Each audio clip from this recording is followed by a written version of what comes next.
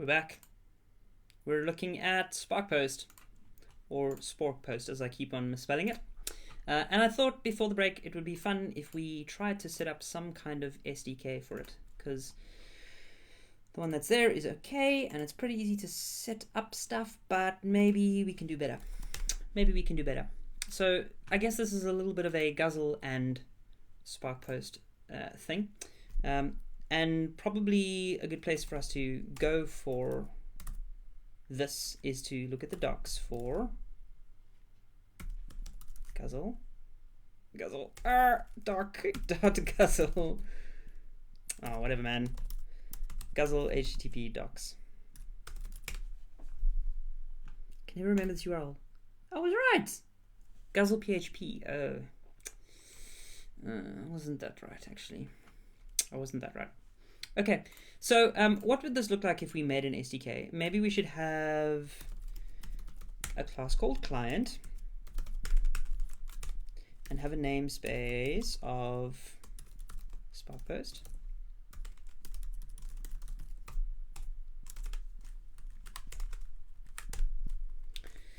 And then I guess we should accept a, let's accept, so public function construct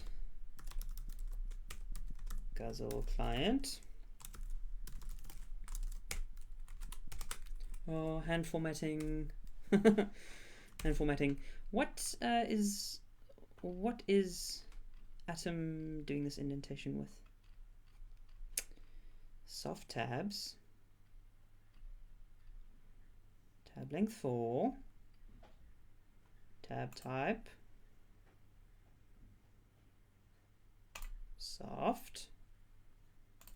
I'm worried about the auto that it's got on here. Worry that it's actually doing tabs. Oh wait, maybe it's because I've got invisibles off. Let's see. Invisibles. Show invisibles. There you go. Okay, so now I can see. Right, so let's store this in a private variable. Also, for this to be PSR 2, PSR 1, I think it's PSR 1, we have to actually have vendor and library. So I wonder if we just have to go like this, SparkPost API. SparkPost API client. Okay. And now, oh, that's what they called that before. Okay, so Guzzle HTTP client is what we need. And we should probably rename this to as Guzzle client. Because what ifs? Oh, coding these things by hand. So bad. Okay, this variable is client, and this is actually param, not var.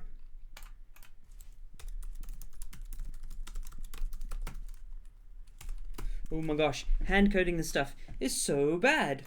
Okay, so in order to use this API, we have to have a key, because the key is what the authorization uses, and so maybe we should accept this as a constructor parameter. The trouble is I don't know what else is available on these normal requests. So API conventions.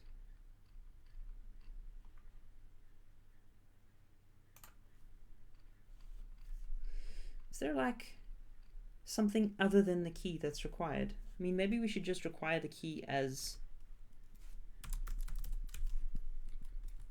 a parameter, and then if someone wants to do a different type, like if we want to change this later on, we'll just have a new major version. That seems legit. So it takes a Guzzle client to which you give a key, and we should probably cache that as well, or not cache but store, which is basically what caching is. This is a string, and we need to set this key. Wow, I'm really off my typing game apparently. Okay, so any requests to this are going to need an endpoint. I'm kind of trying very hard to not to use the service descriptions, even though I'm sure they are really cool. So in Guzzle you can do things called service descriptions, which you generate some documentation for Guzzle to use, and then it just magically like gives you an API that you can call through magic methods that will like make requests against the API. And it seems like a lot less work, but I don't really understand it that well, and I don't like the magic as much. I prefer just to have like a very strict API around the stuff. So I'm gonna code this all by hand. Now,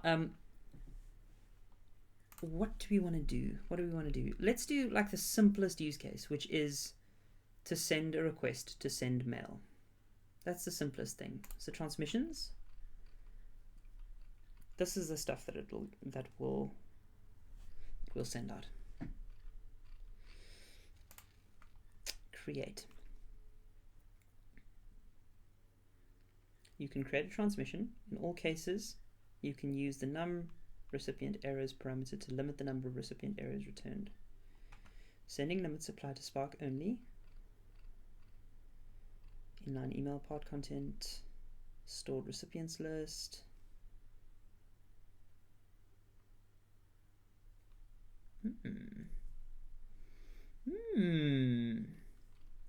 Stored template, scheduling. Let's just create. We'll do the simplest thing. So, public function. Do we want to split these responsibilities up? Do we want to maybe have like a recipient? Do we want to make this like a factory that returns sub-clients? No, probably don't want to do that. We probably just want to define this for the moment as a big old class full of stuff. Maybe. Do we want to do that? All the ponderings that happen when you're starting a new API.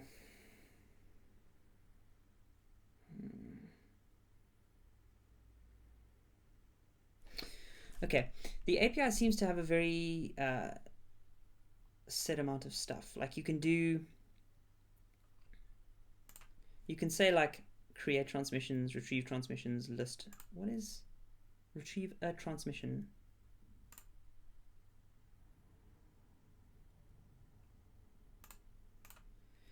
So we could probably have something like public function create transmission.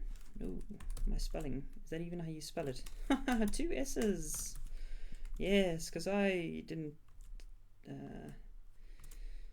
I totally didn't pay attention in school. Okay. So this is kind of the thing that we want to send transmissions out. And to this, we'd probably accept an array of options. Okay, and we can default this, so we can say options plus equals, which is basically a way to say, start off with this array of stuff, and on top of that, apply this array of stuff. So these are the defaults, and then whatever is provided in this parameter overrides them, which is interesting syntax. It's pretty good to remember the order that these things are applied. So we'll do like this, and we'll say that param array options. And what does this return? Let's say return. What does this give back? What does this give back? Create. I don't know. I don't know yet. We'll figure it out though. We'll figure it out. Okay, I don't even know what these default things are yet. So I'll just leave that as a placeholder. But then I know what we want to do is this client.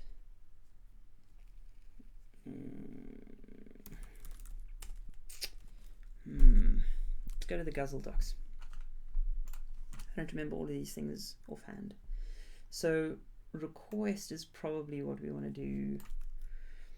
You can do it like this, or you can do it with create request and then set stuff on that, but I'll do it like this for now. So in fact, I'll just copy that and I'll change some stuff again. Woohoo! So the response is this client request. And to make this, to create, send a post. Now also the default URL, that's also a good point, is behind this. So we should put this as private. Do you want to do this as a private?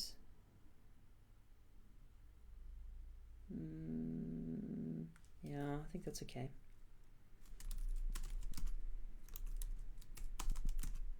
Oh, gosh, exactly the same keystrokes and exactly the same result. Sure. I'm not crazy at all. Var string. Okay. So this is the base URL that we can use, and the client and the key get stored when we create an instance of this. And then this sends to this base.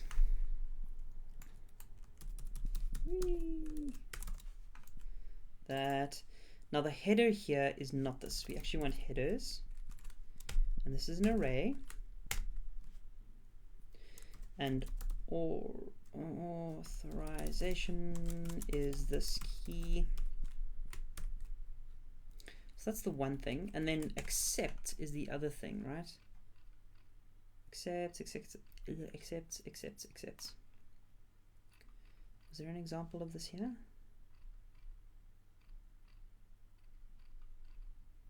No, lame. Transmissions, create. There's actually an example of it here. No, not create a template. Silly me. Okay, there we go. Content type, application JSON. Ooh. Content type, application JSON.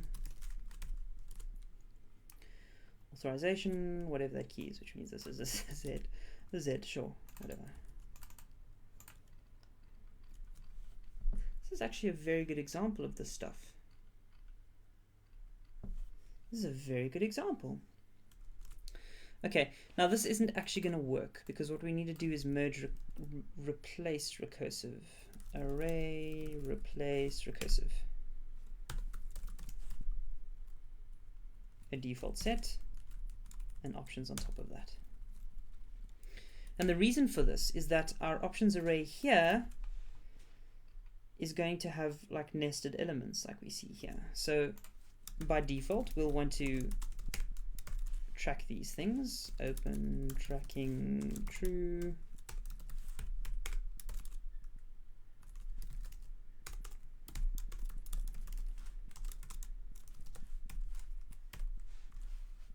Just as an example, campaign ID we don't need to set. Return path. We don't actually need to set that. I mean, I don't know why we would want to. I know why we would want to. I just don't know that we need to use that right now. Okay, so recipients we don't actually need to set. Oh wow, wow! So you can do recipient objects that have their own tags and metadata and substitution data, and that's what gets put in the template. Very interesting. Very interesting. Okay, then we have content from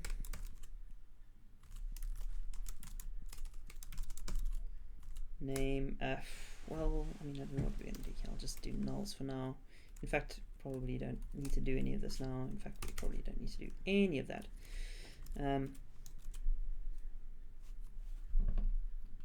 Yeah, we don't need to do any of that. We can actually just override this when we run this. Maybe we return this. Maybe we see what the response is. Shall we see what the response is? This says it's going to be results, total rejected, total accepted, and an ID. So perhaps we should have a results object. Well, I don't know that I want to do that right now, actually. I don't know that I want to do that. What I do want to do is return response get body JSON. Will that actually work? Good old Guzzle. Using responses. Get contents. JSON. So disappointing. Do I have to do deserialization myself? That is so disappointing, Guzzle.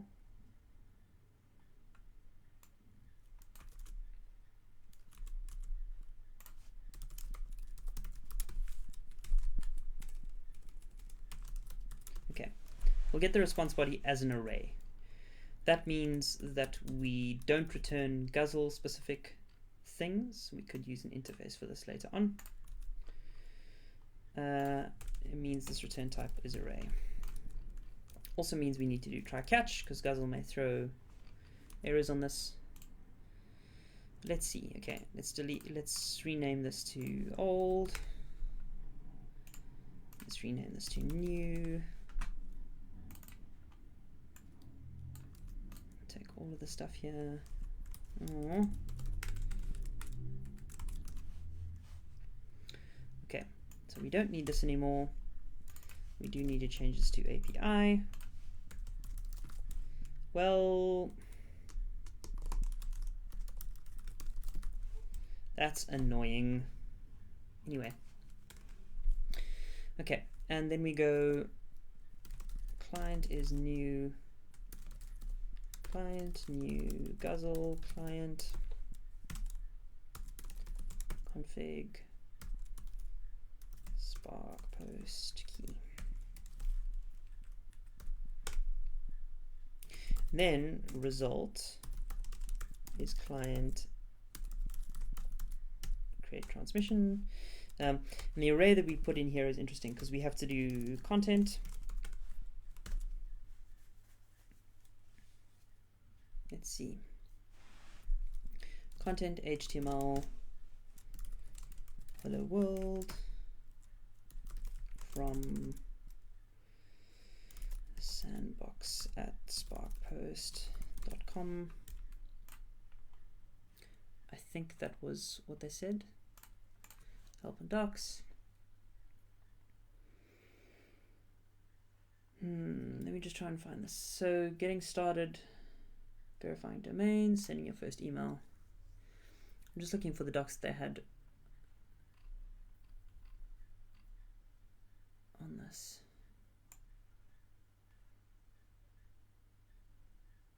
Oh, this actually has to be JSON encoded.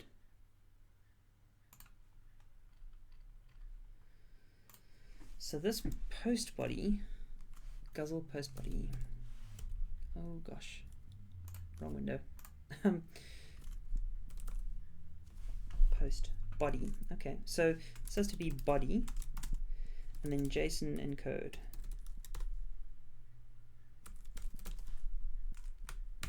Options. Also, I'm missing an equal symbol here. Okay, that looks interesting. Okay, so results is Guzzle send create transmission. What is the demo address? Oh my gosh. Find it, find it, find it, find it, find it.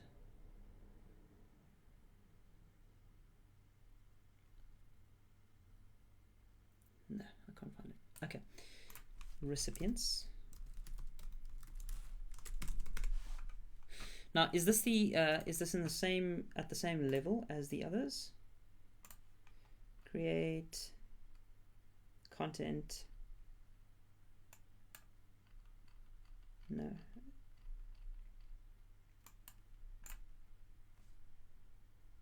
Okay. So recipients, address, name, email,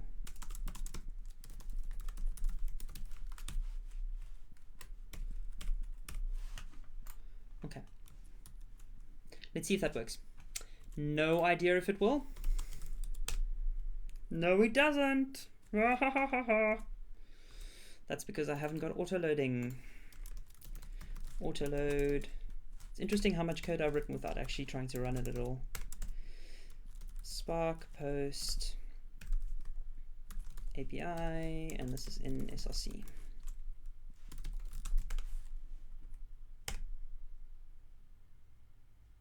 Taking a long time. Error. Resource could not be found. Oh, that's right, because I'm not doing... So this base, I actually need to do this base and transmissions.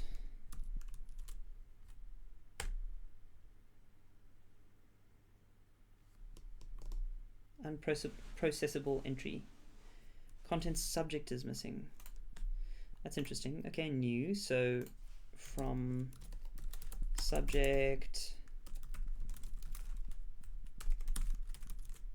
Wow, this is actually further than I expected it to go. Unconfigured or unverified sending domain. Okay. What's the example one? Let's go to the old script. SparkPost box. Sure, I'm supposed to remember that domain name.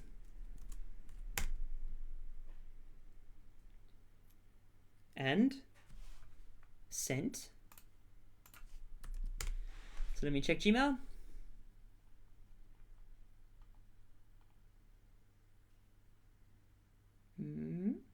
Wow, that's sent. That's pretty impressive. That email sent. We have like the beginnings of a new client for this. Now, sure, there is a lot of nonsense that we need to work out here, and we can do some reduction of this stuff. For instance, this we can definitely reduce. We can just do this request with method and endpoint and body, or options at least. So we could reduce this a bit. Let's do that quickly. Actually, you know what? Let's take a quick break. I'll see you in 2 minutes.